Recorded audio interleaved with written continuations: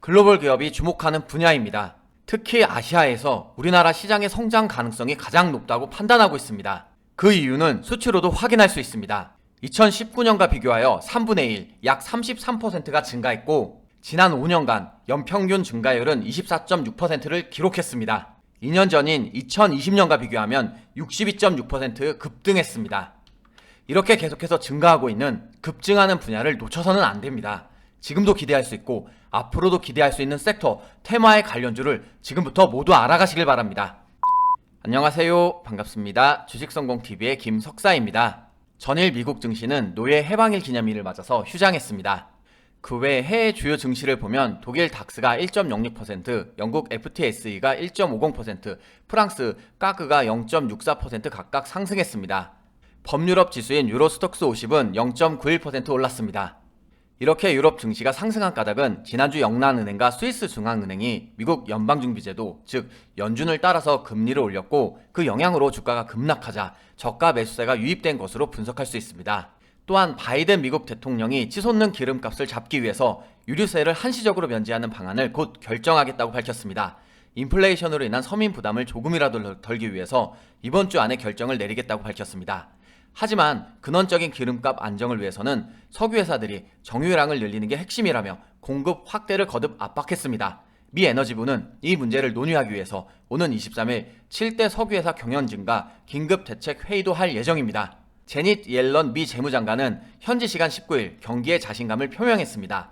ABC 방송에서 경제가 안정적 성장기로 이행하며 둔화할 것으로 전망하지만 경기 침체가 불가피한 것은 아니다라고 강조했습니다. 40여 년 만에 최악을 기록한 인플레이션과 관련해서는 조만간 인플레이션 속도가 둔화할 것으로 본다고 예상했습니다. 그 이유 중 하나로 물가를 잡기 위해서 중국산 일부 제품의 관세 정책에 대해 검토를 들었습니다. 이와 함께 유류세 한시 면세 방안도 언급했습니다. 따라서 경제 성장이 둔화하겠지만 경기 침체가 불가피한 것은 아니다라는 입장을 밝혔습니다. 이렇게 국내 증시 개장 전에 좋은 소식도 있었고 해외 증시 흐름도 괜찮았습니다. 6월 들어 과대 낙폭의 흐름이었기에 오늘은 하락이 멈출 것으로 예상할 수 있었습니다. 보시는 것처럼 개장하면서 갭 상승으로 출발했지만 10분 만에 그 상승분을 모두 반납했습니다. 하지만 이후 2391포인트 라인을 지지라인으로 두고 계속 바닥을 터치하고는 우상향했습니다. 아직 어려움이 모두 끝나고 추세 전환되었다고 말할 수는 없습니다. 하지만 하락세가 잠시 멈춘 것만으로도 의미가 있다고 볼 수 있습니다. 그래도 이렇게 상승할 수 있었던 요인 중 하나로는 기간의 매수세로 볼 수가 있겠습니다. 주식성공TV를 챙겨보시는 분들은 화요일처럼 지수가 제자리만 걸어줘도 상승을 경험했을 겁니다. 지금 보시는 차트는 서암기계공업입니다. 화요일에만 고가 기준으로 26% 상승했습니다. 우크라이나 재건에 대한 이슈를 설명하면서 남들보다 한 발 빠르게 준비하자고 했습니다. 그러면서 말씀드렸던 종목입니다. 생각한 것보다 조금 더 빠르게 상승했습니다. 그래도 여러분께서는 기분 좋은 상승세를 볼 수 있었을 겁니다. 조금씩 미리 준비한다면 이렇게 좋은 경험들을 쌓아갈 수 있습니다. 오늘도 남들보다 조금 빠르게 준비한다면 화요일 같은 상승을 볼 수 있는 종목들로 준비했습니다. 지금 바로 구독과 좋아요 눌러두시고 댓글로 의견을 남겨주시길 바랍니다. 여러분들의 참여가 보다 큰 상승을 만들어줄 것으로 생각합니다. 국내 문화의 위상이 갈수록 높아지고 있습니다. K-팝의 BTS로 자신감이 높아지고 있었는데 얼마 전 영화 부문에서도 사상 처음으로 동시 수상하는 쾌거가 있었습니다. 그런데 국내 위상을 높이는 분야가 하나 더 늘어나고 있습니다. K-팝이 아니라 K-팜, 즉 K-바이오 분야입니다. 현지 시간 16일 2022 바이오 인터내셔널 컨벤션, 즉 바이오 USA가 성료되었습니다. 이번 바이오 USA는 미국 샌디에이고 컨벤션 센터에서 전 세계 60개국 총 8천여 기업이 참가했었습니다.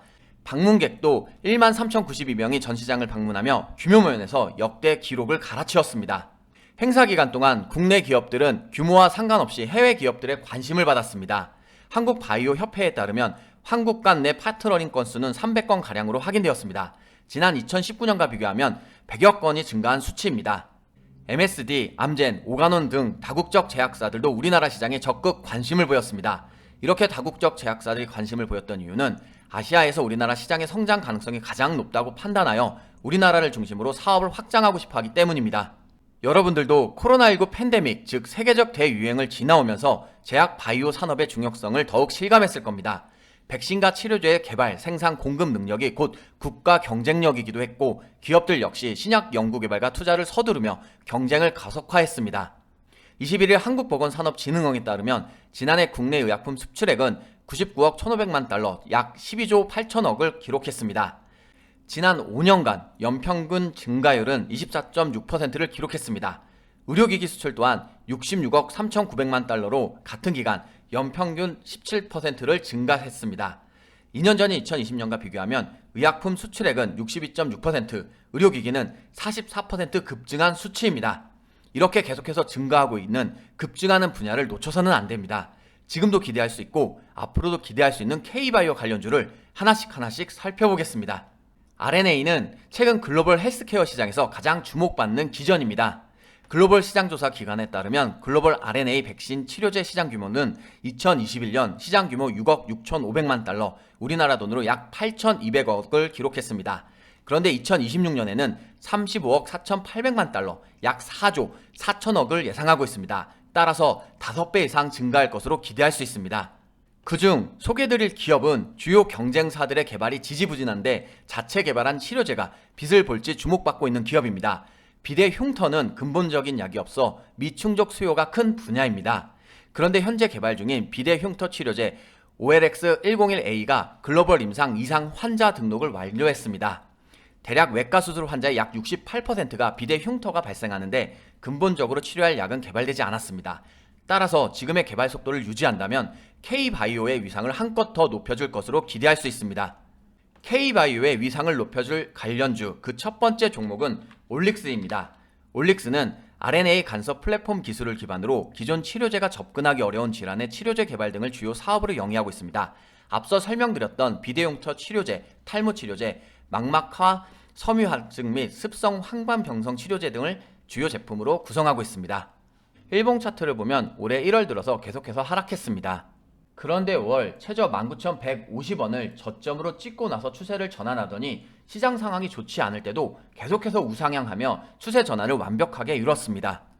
5월 중반 이후로는 계속해서 고점을 높여가며 상승세를 유지하고 있고 화요일에는 최고 28,650원도 기록했습니다. 현재 화요일 캔들이 5일선을 딛고 있는 가운데 상승세가 유지되고 있습니다.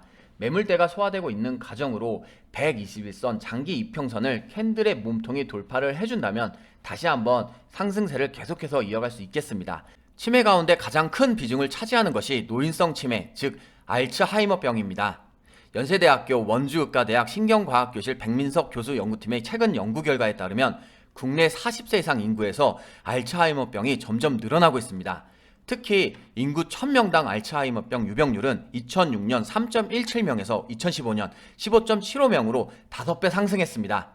지금 소개드릴 기업은 혁신신약으로 개발 중인 알츠하이머 신약 ISU203의 국제 특허 출원을 완료했습니다.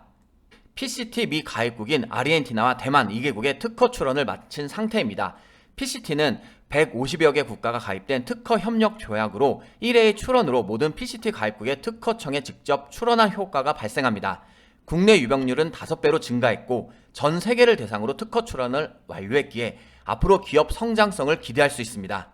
지금보다 앞으로 성장 가능성이 더 기대되는 종목 바로 이수앱 지수입니다. 이수앱 지수는 바이오 의약품의 연구 개발을 주요 사업으로 영위하고 있는 이수그룹 계열 회사입니다. 또한 세계 희귀의약품을 국내 도입과 판매 사업을 진행하고 있고 2018년부터는 윌슨병 치료제 트리엔탑을 판매하고 있습니다. 이수앱 지수 일봉 차트 살펴보겠습니다. 차트를 보면 올해 상반기 1월과 2월, 3월에 지지 라인을 계속 확인하고 나서는 저점을 조금씩 높여주며 상승했습니다. 5월에 지지 라인을 조금 더 높여주며 상승 흐름을 이어갔었는데 앞서 설명드린 특허 이슈로 거래량이 들어오고 급등했습니다.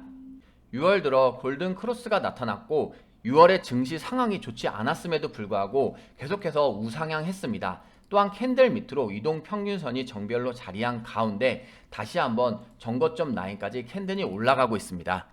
차트를 길게 보면 작년 4월 25,000원을 기록한 이후로 현재 8,680원으로 낮은 저가 매수의 기회가 될 수 있다라고 생각을 해볼 수 있겠지만 현재의 저항 라인이 작년 12월 이후로 가장 강력한 저항 라인으로 볼 수 있는 구간입니다. 따라서 다시 한번 이 구간에서 막고 추세를 전환할 수 있다는 점은 주의가 필요하겠습니다. 코로나19 시대를 겪으면서 진단검사를 해봤거나 주위에서 하는 것을 본 분들 많으실 겁니다. 사실 코로나 외에도 진단검사를 시행하는 질병들이 많이 있습니다. 그래서 글로벌 진단검사 시장은 2028년까지 300조 원대까지 성장할 것으로 전망하고 있습니다. 본 기업은 AI 기술과 자체 보유 원청 기술을 바탕으로 혈액과 조직 세포를 분석해서 질병을 진단하는 마이랩 플랫폼을 개발했습니다. 자체 개발한 마이랩의 가장 큰 장점은 들고 이동할 수 있을 정도로 소형 디바이스임에도 불구하고 마이크로 단위의 진단검사 프로세스를 구현한다는 점입니다. 그리고 추가적으로 인공지능을 통해 대형 병원 전문가 수준의 진단 정확도를 보장하고 있습니다. 2020년에는 말라리아 진단 솔루션을, 그리고 2021년에는 말초혈액 진단 솔루션을 출시했습니다. 앞으로 열질환, 유방암, 자궁경부암 등으로 적용 범위를 확장하여 출시할 예정입니다. 앞으로 사회가 고도화될수록 진단검사는 다양해질 것으로 예상할 수 있습니다. 커져가는 시장에서 신기술로 무장한 기업을 지금부터 살펴보겠습니다. 글로벌 진단검사 시장 300조 원 시장을 겨냥하고 있는 기업은 바로 노을입니다. 노을은 혈액과 조직 세포를 분석해서 질병을 진단하는 차세대 진단검사 플랫폼 기업입니다. 2021년 말에는 말초혈액 진단 솔루션을 출시했고 올해 말에는 자궁경부암 진단 솔루션 출시를 목표로 하고 있습니다.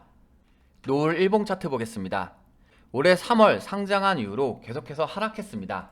하지만 쌍바닥을 다지고 나서는 추세를 전환하여 상승 중입니다. 현재 화요일 캔들이 10일선을 밑꼬리로 딛고 있는 가운데 5일선을 몸통으로 돌파했습니다. 또한 이와 함께 가장 강력한 저항 라인으로 볼 수 있는 8,200원대도 캔들이 몸통으로 돌파했습니다. 따라서 현재의 저항 라인을 지지 라인으로 바꿔줄 수 있다면 더 좋은 상승을 기대해 볼 수 있겠습니다. 그러나 현재 매물대가 단기 저항 라인으로 작용할 수 있다는 점은 주의가 필요하겠습니다. 6월 한 달은 참 힘든 한 달로 기억될 수 있겠습니다. 많이도 내려왔습니다. 그러나 현재의 라인을 지지 라인으로 바꿔주고 추세를 전환할 수 있다면 그동안의 어려움을 상당 부분 해소할 수 있을 겁니다. 주식성공TV가 여러분들의 어려움 해소에 도움을 드리겠습니다. 오늘 하루도 수고 많았습니다. 고맙습니다.